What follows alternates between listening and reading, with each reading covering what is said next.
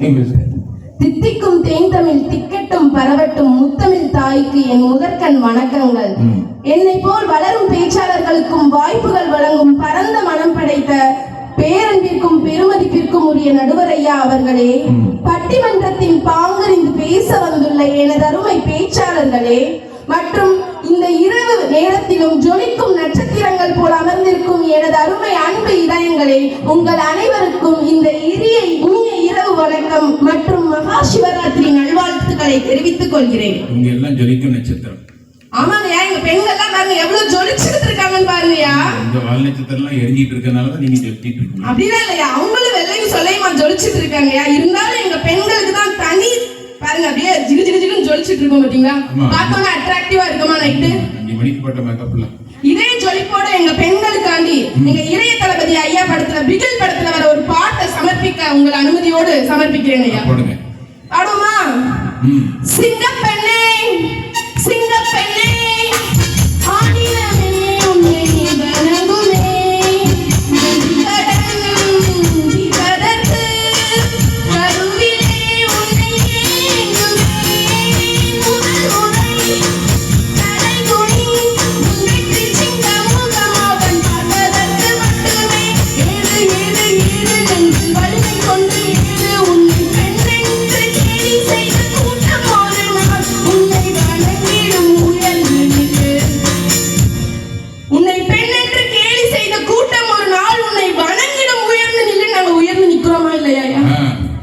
தலைப்பு என்னங்கய்யா? குடும்ப மேம்பாட்டிற்கு காரணம் சம்பாதிக்கும் ஆண்களா சாமர்த்தியமான பெண்களா? ஆண்கள் சம்பாதிக்கிறாங்க. சம்பாதிக்கிறேன் நம்ம யாராவது சொல்றோமாக்கா? சொல்றோமா? சம்பாதிச்சு கொட்டுறாங்க. இந்த பராசக்தி படத்துல ஒரு டயலாக் வரும் தெரியுமா ஐயா? ஓடினான் ஓடினான் ஒருத்தருக்கே ஓடினான். ஐயா கரெக்டா படிச்சிட்டாங்க. எங்க ஐயா அப்படிதான் ஓடினேன் ஓடினேன் வாழ்க்கையின் எல்லை வரை ஓடினேன்னு ஓடிட்டே இருப்பாங்க ஐயா. அந்த சம்பளத்தை நாங்க சாமர்த்தியமா செலவு பண்றது எங்க பெண்களுக்கு மட்டும்தான் தெரியும். இல்லைன்னா என்ன தெரியுமா பண்ணுவாங்க? 1 லட்சம் ரூபாய்க்கு பைக் வாங்குவாங்கயா. பைக் வாங்கிட்டு அந்த பைக்ல சைலன்சர்னு ஒண்ணு இருக்கும். அது எதுக்கியா இருக்கும்? சத்தம் இல்லாம இருக்கு. அதுல 25,000 ரூபாய் 30,000 ரூபாய்க்கு சைலன்சர் ஒரு தனியா சவுண்ட் வர்றதுக்காண்டி ஒண்ணு வைப்பாங்கயா பசங்க. புடு புடு புடு புடு புடு புடு. ஏன்னா அவங்க போகும்போது எல்லாரும் திரும்பி பார்க்கணுமா? இது தேவையாயா? எப்படி சம்பாத்தியத்தை வீணாக்குறாங்க? இல்ல பொம்பளை பிள்ளைய முன்னாடி 2 கையை விட்டுட்டு பைக் ஓட்டு போவோம். அந்த பிள்ளை பார்த்து அப்படியே லவ் பண்ணிடுமா, அப்படியே கீழே விழுந்துருவாங்க. இல்ல அந்த பிள்ளை விவரமா இருக்கும். பைக்கே கை விடுதாங்க, நாளைக்கு இவனை நம்பி போனா நம்மள கை விட்டுருவாங்க. விவரமா இருக்கும். கரெக்ட்ங்க. அதான் பொம்பளை பிள்ளைங்க சாமர்த்தியமானவங்கயா. குடும்பம் குடும்பம்னா என்னங்கயா? குடு பிளஸ் இன்பம். கரெக்ட்ங்க, கரெக்டா சொல்லிட்டாங்க. குடு பிளஸ் இன்பம். ஒரு குடும்பத்துல இன்பம் யாராலங்கயா வரும்? பிள்ளைங்களால வரும். மனைவியால. மனைவி இல்லாம எப்படியா பிள்ளைங்க வரும்? மனைவியானவர் முதல்ல வீட்டுல உள்ளத வந்தோன்னு என்னையா சொல்லுவாங்க? விளக்கேத்துமான்பாங்க. விளக்கேத்துமான்பாங்க. எதுக்குங்கயா சொல்றாங்க? விளக்கேற்று வந்த மகாலட்சுமி. மகாலட்சுமி. இருள் நீங்கி அந்த குடும்பத்துல இருக்க இருள் நீங்கி வெளிச்சமா பிரகாசமா ஒளியா அந்த குடும்பம் தலைச்சு விளங்குறதுக்காண்டி தாங்க மனைவிங்கிறவங்க வந்தோட விளக்கேத்த சொல்றாங்க. என் வீட்டுக்காரி கல்யாணம் பண்ணி வீட்டுக்கு வரும்போது குத்துவிளக்கு ஏத்த சொன்னாங்க. வீட்டுக்காரி குத்துவிளக்கு கையில் எடுத்தா. சரியா? உங்க அம்மா எங்கன்னா ஏமாண்ணே ஒரு குத்து குத்திட்டே இருந்தா. அப்படிலாம் கிடையாதுங்க. ஒரு ஆண் என்பவருக்கு கல்யாணத்துக்கு முன்னாடி என்னையா பெயர் இருக்கும்? அவனுக்கு வந்து விவரம் கெட்டவன், ஊர்வாரி, தண்டச்சோறு, தருதலை, ஊதாரி, சோம்பேறி, இப்படிப்பட்ட பல பெயர்கள் வசவசையா இருக்கும். சரிங்களா? அந்த ஆணுக்கு திருமணத்திற்கு பிறகு குடும்பஸ்தன்கிற அந்தஸ்தை கொடுக்கறதே ஒரு பெண் தானங்கயா. தருதலையா இருக்கிறவங்க கூட தங்கமா மாத்துறது இந்த பெண்கள். ஐயா சொன்னது வந்து அப்படியே மாத்தி சொல்லிட்டாங்க இந்த தம்பி. ஜீரோவா இருக்கிறவங்களை கூட ஹீரோவா மாத்துறது இந்த பெண்கள் தானங்கயா. அதனாலதான் ஒரு மனைவி குடும்பத்துல நல்லதா அமைஞ்சா நல்லா இருக்குங்கிறத கவிஞர் கண்ணதாசன் ஐயா ஒரு பாட்டுல சொல்லியிருப்பாரு. மனைவி அமைவதெல்லாம்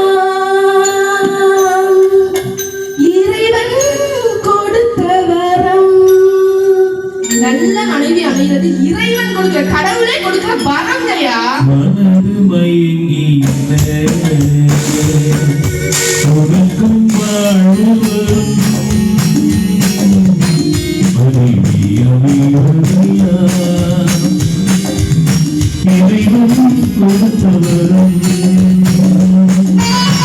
பொருத்தம் உடையிலும் வேண்டும் துணிந்தவர் துணையாக வேண்டும் மனைவி துணையோடு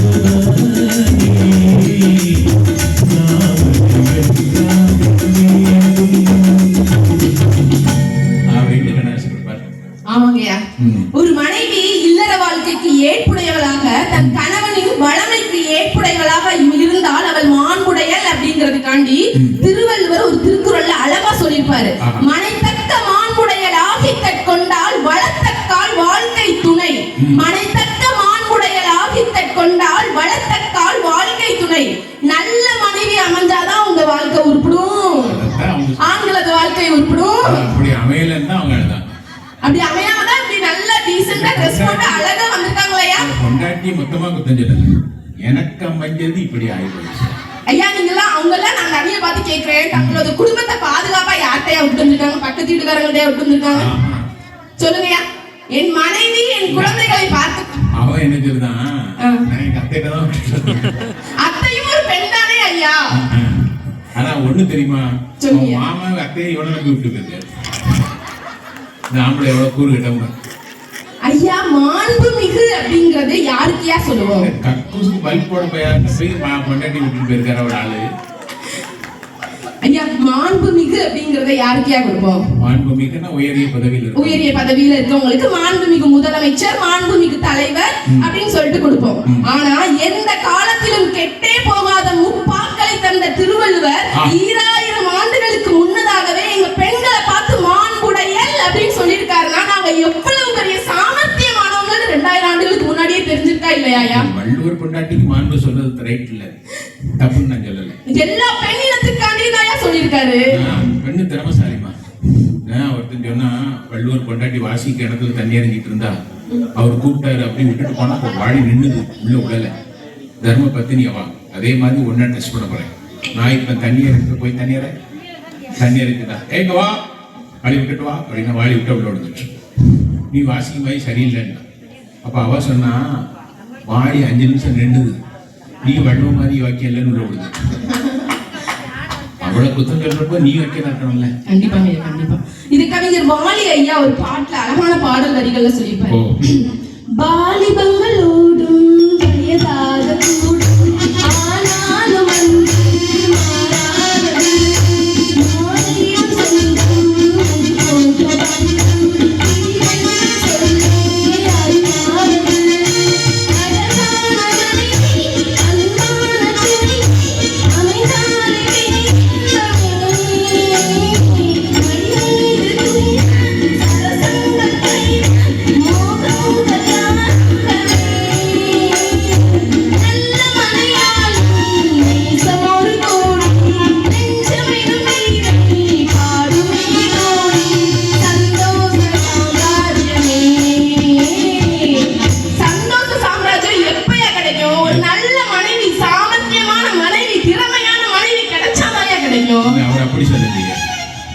அழகான மனைவி அன்பான துணைவி அமைந்தாலே அழகான மனைவி அன்பான துணைவி. ஐயா எல்லாரும் அவங்கவுங்களுக்கு கிடைக்கிறது தான் ஐயா அழகான மனைவின்னு நினைச்சுக்கணும். அழகான மனைவின்னு சொல்லியிருக்காரு. ஆமாங்களா? பார்த்ததுக்கு அவ்வளவு வச்சுக்கோ, உனக்கு சோறு போட துணி துவைக்க துணைவி ஒண்ணு வச்சுக்கோ, 2 வச்சுக்கோ. ஐயா கடவுள் அமைத்து வைத்த மேடை இனிக்கும் கல்யாண மாலை. கடவுள் அமைத்து வைத்த மேடை இனிக்கும் கல்யாண மாலை. இன்னார்க்கு இன்னார்க்கு எழுதி வைத்தானே தேவன் நன்று. இன்னார்க்கு இன்னார்னு எழுதி வச்சார் இல்லையா, அதை மாத்த முடியாது இல்லையா? ஆண்கிளி 2 பெண்கிளி 2 இரண்டிலும் ஆசை உண்டு.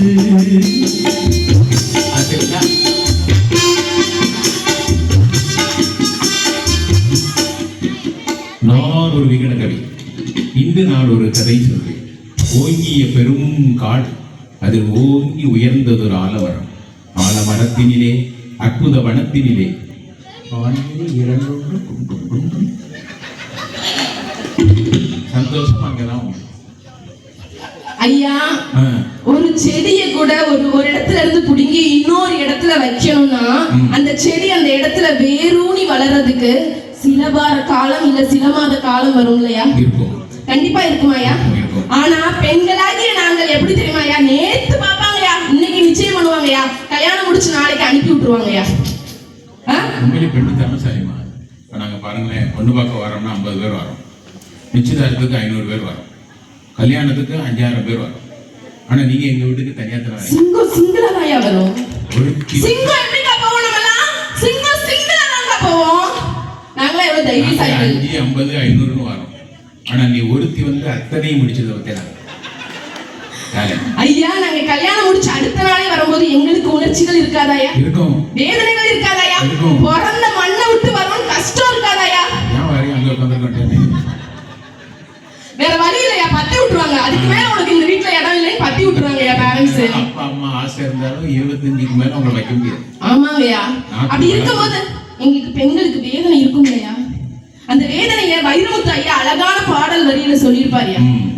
போராளி பொண்ணு தாயி புல புல வந்து கண்ணீர் விட்டு கண்ணீரும் சோறும் தந்த மண்ண விட்டு ஆழ்த்தி சுமந்த விட்டு பஞ்சாரத்து கோழிய விட்டு போராளி புட்ட புள்ள ஊர விட்டு.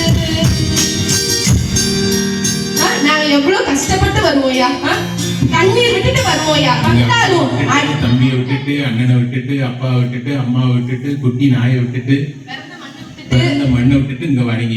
ஆமாங்கய்யா. பெரிய நாய் கிடைக்கணும்னு வரீங்க. தம்பிலாம் வந்து ராமநாதபுரம் பார்த்தோன்னே எனக்கு அப்படியே ஒரு ஆசையா. தம்பின்னு சொல்லாதீங்கம்மா, கக்கூசுக்கு பல்ப் போடாத வேலை தம்பின்னு உங்க குடும்பத்தை கேவலப்படுத்தாங்க. நான் பிறந்த ஊர் ராமநாதபுரம்யா. நம்ம ஊர் மண்ணில இருந்து ஒரு தம்பி வராங்களேன்னு ஒரு அந்த என்ன சொல்றது, அந்த பிறந்த ஊர் ஞாபகம். 20 வருஷம் பேருக்கு பின்னாடி ராமநாதபுரம் எழுதிட்டு இப்ப வந்தோன்னா அம்பைன்னு எழுத சொல்லும் போது வரமாட்டேங்குதியா. 4 வருஷமா அட்ரஸே தெரியாது எனக்கு இந்த ஊர்ல. அப்புறம் 5வது வருஷம் தான் கொஞ்சம் கத்துக்கிட்டேன். அப்படிதான் எங்க பெண்களோட வாழ்க்கை. ஆனா அடுத்த நாளே மாமியாருக்கு என்ன பிடிக்கும், மாமனாருக்கு என்ன பிடிக்கும், மாமியார் எப்படி இருந்தாலும் சரி பார்த்து ஒவ்வொருத்தவங்களுக்கா பார்த்து சமைப்பவங்க எங்க தாய் குலங்களையா. என்னைக்காவது நீங்க எங்களை பார்த்து சாப்பிட்டியாமான்னு கேக்குறீங்களாயா? நீங்க சாப்பிட்டா நாங்க சாப்பிடுவோம், அப்புறம் என்ன சாப்பிட்டியாமான்னு கேட்க.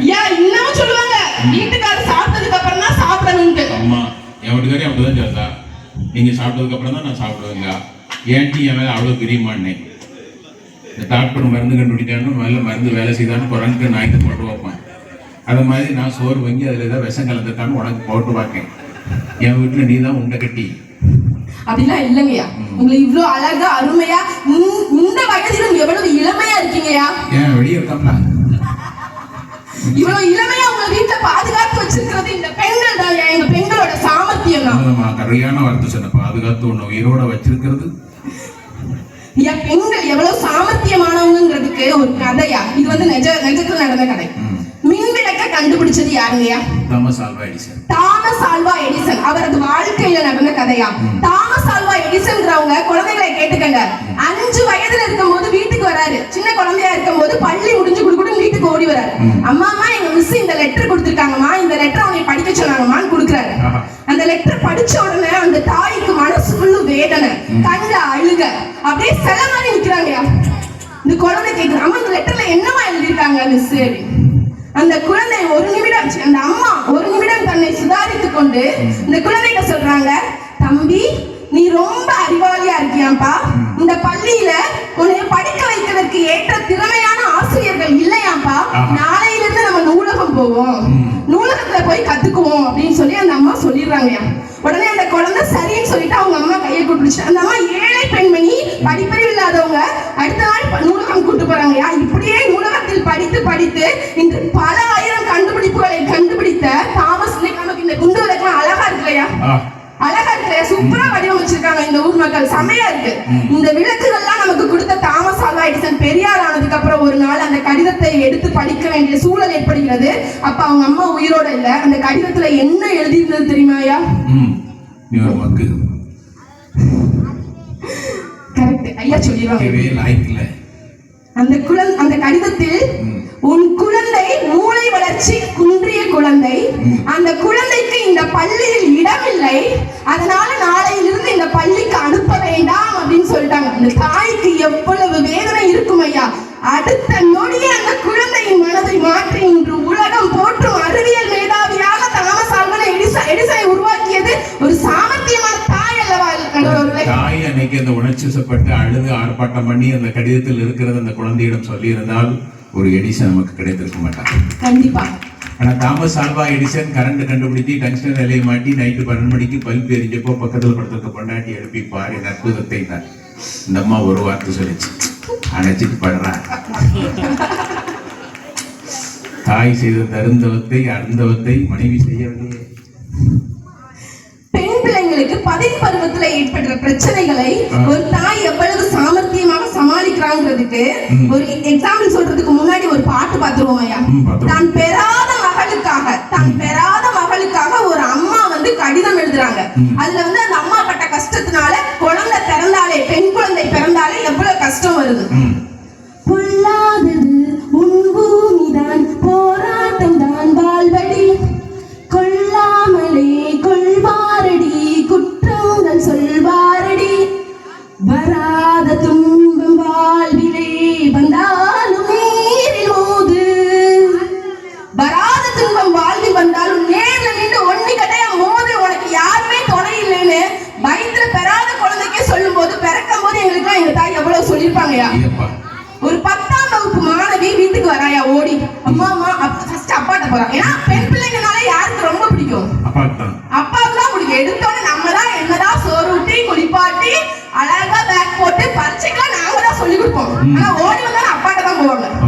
அப்பா கிட்ட போய் சொல்லுது அந்த குழந்தை, அப்பாப்பா இன்னைக்கு நான் ரோட்ல வந்துகிட்டு இருந்தேன், 10வது படிக்கும் குழந்தை, என்னைய ஒரு பையன் பின்னாடியே ஃபாலோ பண்ணி வந்தான்ப்பா, 10 முறை என்னை பார்த்து சிரிச்சிட்டான்ப்பா, 10 முறை என்னை பார்த்து சிரிச்சிட்டான்னு சொல்லிட்டு அந்த குழந்தை அவங்க அப்பா கிட்ட சொல்லுது. உடனே அவங்க பாப்பா என்னாச்சு, ஈவ்டீசிங் கேஸ் புக் பண்ணுவோமா, அந்த வீட்டுல போய் சண்டை போடுவோமா வா அப்படின்னு சொல்லிட்டு வாசல் வரைக்கும் போயிட்டாரு கூட்டிட்டு. அந்த அப்பா பெரிய தொழிலதிபர், நிறைய சம்பாதிப்பவர், கிளம்பிட்டாரு. வா என் பிள்ளைய பார்த்து யாரும் சைட் அடிக்கிறான்ட்டு. உடனே அந்த அம்மா அந்த பிள்ளையை கூப்பிடுது. அந்த அம்மா என்ன பண்ணிருப்பாங்கன்னு சொல்லுங்கய்யா. சொல்லுங்கய்யா. அந்த அம்மா அந்த குழந்தையை திட்டிருப்பாங்க. என்ன சொல்லி திட்டிருப்பாங்க? நீ அங்க அந்த பையன் நிக்கிற இடத்துக்கு போற, அவன் பின்னால வாரானா தெரியும் பாக்க. கரெக்ட் ஐயா, பிடிச்சிட்டாங்க. 10 முறை அவன் உன்னை பார்த்து சிரித்தான், 10 முறை நீ திரும்பி பார்த்திருக்கிறாய். ஒரு கையால நீ அடுத்தவங்களை குறை சொல்றதுக்கு முன்னாடி 4 விரல் உன்னை நோக்கி காட்டும். நீ பண்ணுகிற தவறை முதலில் திருத்துக்கொள், 2 கணத்துல பலார் அஞ்சு சொல்லுவாங்கய்யா. சுட்டும் விரலால் எதிரியை குற்றம் கூறுகையில் மற்றும் 3 விரல்கள் உந்தன் மார்பினை காட்டுதடா. கண்டிப்பாக ஐயா, கண்டிப்பாக. அந்த வரிக்கு அந்த அடிப்புக்கு அன்னைக்கு அந்த பிள்ளை வந்து நிமிர்ந்து நன்னடையோட நடக்கிற குழந்தைய அதுக்கப்புறம் திரும்பியே பார்க்காதீங்க. அப்படி பெண் குழந்தை அதுக்கப்புறம் அந்த தாய் அவ பின்னாடி போவாங்க, பிரச்சனை இருக்கான்னு பார்ப்பாங்க, மனசு துடிக்கும். இருந்தாலும் பருவத்தில் வரும் பிரச்சனை எல்லாருக்கும் வரும். இதை இப்படித்தான் நீ கையாள வேண்டும் சொல்லி கொடுப்பது ஒரு அன்னை அல்லவா ஐயா? எவ்வளவு சம்பாதிச்சாலும் இதை பெண்களுக்கு நம்மளால சொல்லிக் கொடுக்க முடியாது ஐயா. பெண்களுக்கு தாரம்னு ஒரு பெயர் உண்டியா? அதுதான் ஒரு அப்பா சொல்லி கொடுத்தாரு. சொல்லுங்க. குத்துச்சண்டை வீரர் இருக்கார்ல, ஆமாங்கய்யா, அலி, முகமது அலி. ஆமாங்கய்யா. அப்ப மகா ஒரு நாள் வந்து அவர்கிட்ட வந்தது. சரிங்க. இந்த செல்போனுக்கு கவர் வாங்கியிருக்கேன்பா, இது விலை உயர்ந்த செல்போனு, அதனால கவரும் விலை கொண்டது வாங்கியிருக்கேன், 1 லட்ச ரூபாய் இந்த கவர் மட்டும் அப்படின்ச்சு. அவர் சொன்னார், ரைட்டுமா, செல்போன் விலை கூடனது, அதனால கவரும் நல்ல விலை கூடனது வாங்கியிருக்கேன். என் மகளாய நீயும் விலை மதிக்க முடியாதவ, உனக்கு ஒரு நல்ல கவர் வேண்டாமா, இப்படி அரை குறைமா அடைய போட்டு வருவேன், நீயும் நல்ல கவர் போட்டுக்க மகளே. கண்டிப்பாக.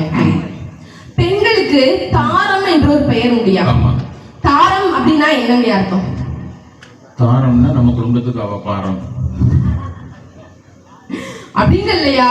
நாங்க அன்பை தருவோம், பாசத்தை தருவோம், பண்பை தருவோம், தேவைப்பட்ட எங்க அணிகலன்களை கூட உங்கள் கஷ்டத்திற்கு கலட்டி தருவோங்கய்யா. இததான் கவிஞர் நா. முத்துக்குமார் ஐயா ஒரு கவிதையில அழகா சொல்லியிருப்பாரு. ஒவ்வொரு அடகு கடையிலும் உழந்து கொண்டிருக்கிறது விருப்பமே இல்லாமல் கலட்டி கொடுத்த ஒரு பெண்ணின் கண்ணீர் துளி. எங்க அக்கா தான் விருப்பத்தோடய கழட்டி கொடுக்குறாங்க, வேற வழி கிடையாது. எங்க வீட்டுல நான் கழட்டி கேட்டா கொடுக்க மாட்டேன். நான் அதுக்கு ஒரு டெக்னிக் வச்சிருக்கேன். இந்த கம்மல் என்னடி இவ்வளவு அழுக்கா இருக்கு, பண்ணா அழுக்கிறதாரம்ப கலட்டி கொடுப்பா. அதையும் கலத்து 2 நாள் கறக்க. கம்மல் இல்லாம உன்னை பார்க்கும்போது ஒரு தங்கச்சி பார்த்த மாதிரி இருக்கு. அவ்வளவுதான். அம்மா வித்துருக்கேன்றவா, அடகு வைக்கணும் வித்துருக்கேன். நான் கம்மலே இல்லாம இருக்கேன். கோவப்பட்டாலும் பொண்டாட்டி சண்டை போட்டாலும் கோவப்படக்கூடாது. நான் அந்த டெக்னிக் தான் வச்சிருக்கேன். கோவப்பட்டாலும் ஒரு வார்த்தை தான் சொல்லுவேன், ஏமா நீ கோவப்பட்டு அழகை ஏன் கெடுக்க. அது கருவாட்டி கட்டி மாதிரி இருக்கும். ஏன் கெடுக்கனோட பயப்பட சண்டைக்கு வராது. மாமா போங்க மாமா. பாரதி கண்ட புதுமை பெண்கள் இன்று நிறைய பேர் நீங்க பார்த்து கொண்டிருப்பீர்கள் ஐயா. இதுக்கு முன்னாடி பேச்சு போட்டியில பேசின புதுமை பெண்கள், ஒவ்வொரு சிறுமிகளும் புதுமை பெண்கள். இப்போ நாங்கெல்லாம் வந்து நிக்கிறோம்னா இரவு நேரத்துல இது பாரதியார் புரட்சி செய்த நாள் வந்து நிக்கிறோம். ஆனால் பாரதியே கண்டிராத புதுமை பெண் யார் தெரியுங்களா? செல்லம்மாக்கா. அவர்கள் வறுமையிலும் செம்மையுற வாழ்க்கை நடத்தியதனால், சாமர்த்தியமாய் நடத்தியதனால் இன்று உலகம் போற்றும் மகாகவி பாரதியாராக நம்ம அவரை வியந்து பார்க்கிறோம் ஐயா. இதை ஒத்துக்குவீங்களா? இந்த ஒரு பாயிண்ட் போதாதியா எங்களுக்கு தீர்ப்பு சொல்ல? அந்த பாரதிக்கே பாடம் சொல்லி கொடுத்தவள் அல்லவா? கண்டிப்பாக ஐயா. தாய்மொழி அறிந்தவன் தடுமாறுவதில்லை, தாயின் வழி அறிந்தவன் தடமே மாறுவதில்லை. ஒரு தாய் பிரசவிக்கும் வழி என்ன தெரியுமாயா? 1000 எலும்புகள் ஒரே நேரத்தில் உடைகின்ற வலியை பொறுத்துக் கொள்வதையா. அததான் அந்த பிகில் படத்துல பாட்டிலேயே திருப்பியும் அதே ஒரு வரியிலே வரியா. உன்னாலே முடியாதென்று ஊரே சொல்லும் நம்பாதே போய், அதிகாரம் காட்டும் எந்த வர்க்கத்தோடும் இணையாதே. உலகத்தின் வழி எல்லாம் உன் முன்னால் வந்தால் என்ன, பிரசவத்தின் வழியை தாண்ட பிறந்த அக்னி சிறகே. பிரசவத்தின் வழியை தாங்கிறதுக்காண்டியே பிறந்து வந்திருக்கோங்கயா. இத ஒரு ஆணால என்றாவது ஈடுகட்ட முடியுமாயா? இத வைரமுத்து இன்னொரு பாட்டை சொன்னாங்க, சமைக்கின்ற கரங்களும் சரித்திரம் படைப்பதை கூடி பார்க்க வேண்டும். தூரத்து தேசம் பாரத பெண்ணின் பாடம் கேட்க வேண்டும். இலக்கிய கண்ணுக்கு இலக்கணம் நீன வாழ்ந்து காக்க வேண்டும். பாரத பெண்ணினை பாடம் போக்க வேண்டும். கூட்ட பேய்கள் என்று பாடம் சொன்ன சித்தர்களே, நீண்ட தாயும் பெண்மை என்று நீராத பித்தர்களே, பேசினாலும் பேசினாலும் வாழ்க வாழ்க வாழ்கவே. மனதில் உறுதி வேண்டும், வாழ்க்கையிலே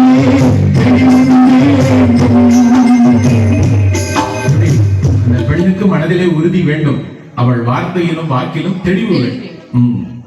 பெண்கள்னாலே மயக்குபவள் நினைச்சிட்டு இருக்காங்கயா. ஆனா ஒரு பெண்கள் தான் குடும்பத்தையே இயக்கி கொண்டிருக்கிறோம்ங்கிறது, சாமர்த்தியமா இயக்கி கொண்டிருக்கிறோம்ங்கிறது ஒவ்வொரு ஆண்களுக்கும் ஆணித்தரமாக கூற வேண்டியதுங்கயா. மயக்குவாள் அல்ல, குடும்பத்தை இயக்குபவர். வாய்ப்பு கிடைத்தால் வாழையும் எட்டுவாள் பெண் அப்படிங்கறத நிரூபிச்சது எங்க சுனிதா வில்லியம்ஸ் அக்கா இல்லையாங்கயா. இந்த கடைசியா ஒரு எக்ஸாம்பிளும் ஒரு பாட்டு சொல்லிட்டு முடிச்சிருவேங்க. இப்படிதான் போன மாசம் என் வீட்டுக்கார கையில ஒரு 500 ரூபாய் கொடுத்தேன். மாச கடைசி கடையில போய் என்னங்க நல்லெண்ணெய், கொஞ்சம் காய்கறி, பிள்ளைங்களுக்கு பிஸ்கட் வாங்கிட்டு வந்துருங்க. 2 பிள்ளைங்களையும் கூட அனுப்பிச்சு விட்டேங்க. 500 ரூபாய் கொடுத்து நல்லெண்ணெய் வாங்கினா அதே தெரியா போயிட்ட. பாத்தீங்களா? சிரிப்பு வரணும்னா நான் முழுசா சொன்னாதானே சிரிப்பு வரும். சிரிப்பு வருதோ? முன்னாடியே முடிச்சு விட்டீங்க போங்கயா. கடையில இருந்து வரும்போது என் வீட்டுக்காரர் ஒரே ஒரு எண்ணெய் பாக்கெட்டை மட்டும் தான் வாங்கிட்டு வந்தாரு. சொல்லிட்டீங்களா? ஐயோ இல்லைங்கய்யா, பரவாயில்லையா. அதான் எங்க நடுவர் ஐயா. எல்லா கேள்விக்கும் விடை வச்சிருப்பாங்க அவங்களே. அதான் எங்க நடுவர் ஐயா. வீட்டுக்கு வரும்போது ஒரே ஒரு எண்ணெய் பாக்கெட்டை மட்டும் வாங்கிட்டு வராது. ஏங்க இப்படி வாங்கிட்டு வந்தீங்க, நீ என்ன கெட்டிலமா, அதனால நான் எண்ணெய் வாங்கிட்டு வந்தேன். ஒரே ஒரு நல்லெண்ணெய் பாக்கெட்டை 500 ரூபாய்க்கு மாச கடைசியில வாங்கிட்டு வந்து கொடுக்குறாங்கயா. இதே எங்க மாமியார் கையில கொடுத்துட்டு இருந்தேன்னா 1/4 லிட்டருக்கு நல்லெண்ணெய், காய்கறி, பிஸ்கட் இவ்வளத்தையும் வாங்கிட்டு மிச்ச காசையும் கொண்டு வந்து அஞ்சரை பெட்டியில வச்சிருப்பாங்கயா. இதுலயே எங்க பெண்களோட சாமர்த்தியம் தெரிய வேண்டாமாயா? மாமியார்னா 1/4 லிட்டர் மண்ணெண்ணெய் வாங்கியிருக்கோம். 4 நாள் பல்ல காட்டியும் திரும்ப 1/4 லிட்டருக்கு போகணும். எங்காடு 1 மாசத்துக்கு 1 லிட்டர் வாங்கிட்டு வந்துட்டான். அதுக்கப்புறம் வேற பொருள் வாங்குறதுக்கு துட்டு வேணும்லையா? கொடுக்கணும்ல, கூட கொஞ்சம் கொடுக்கணும்ல. இந்த கண்ணைக்கு ஒரு சிலப்ப கொடுத்த மாதிரி முடுவால் கொடுத்துட்டா. அந்த காலத்துல வெளியே போகும்போது 50 ரூபா 100 ரூபான்னு வாங்கிட்டு போவீங்கயா. மிச்ச காசை கொண்டு வந்து தருவாங்க.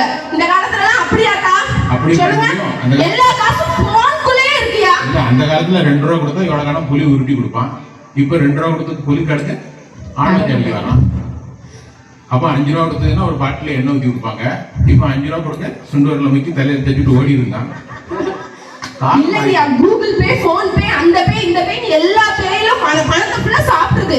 ஆண்கள் பஸ்லயும் பணம் இல்ல, போன்லயும் பணம் இல்ல. இந்த கூகுள் பே வந்ததுக்கு அப்புறம் தான் கொஞ்சம் ஆண்களுக்கு நம்பிக்கை வந்திருக்கு.